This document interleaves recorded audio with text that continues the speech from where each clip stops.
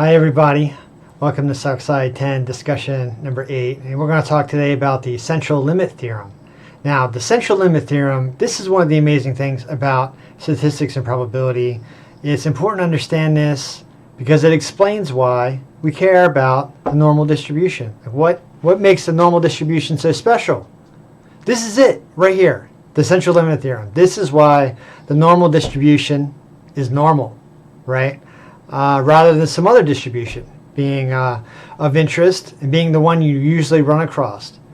Yeah. Why do you usually run across the normal distribution? That's why it's called normal, because it's what you expect to see. And the reason why is because of this theorem called the central limit theorem. Now, the way to understand the central limit theorem is essentially the following, okay? If you take independent events, independent variables, right, and you add them up, and then you model that distribution that you get from these multiple independent events, you end up with a normal distribution. It's incredible. So we're going to talk a little bit about that, and I'm going to just give you some coloring on this so you can maybe understand it a little bit better. I mean, one of the main things to understand is what could be these independent variables that you're adding together? Well, what if you were sampling from a distribution that you didn't know? You didn't know what form of the distribution was. Those are independent samples, right? So you can add those together. So anytime you're sampling a distribution, taking a sample from a population, sampling a population, maybe you don't know how that population is distributed, right? But your samples from that population will be normally distributed, as in a normal distribution, right? Because they're independent events.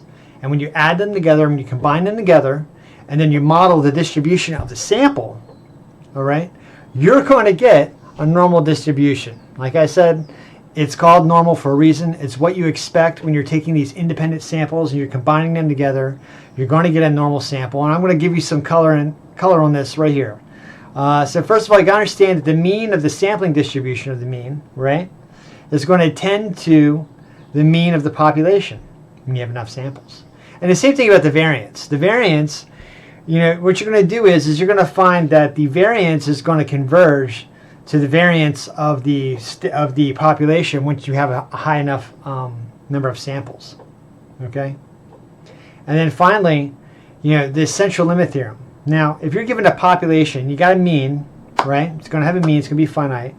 And you have a finite non-zero variance. The sampling distribution of the mean approaches a normal distribution with mean of mu and the variance of sigma squared divided by n, which is n is the number of samples you're taking. So let's look at the graph down here on the left. You can see if you only have 2 samples, you don't really know what the variance is going to be. If you only looked at 2, there could be a big difference. But because you've only selected 2, the randomness has not been factored out with a large number of samples. You've only sampled twice, and who knows what those samples could be. You know, they could be one, they could be the other, but that's where we're at. Now, on the right-hand side, you see that the population we're sampling from, you know, has 3 peaks, very non-standard distribution. And the important thing to understand here is that when we're sampling this distribution, when we have a low number of samples, you know, the variance is going to be big because, you know, we could be drawing mostly from anywhere in the area, but we could be drawing from one side or the other, right?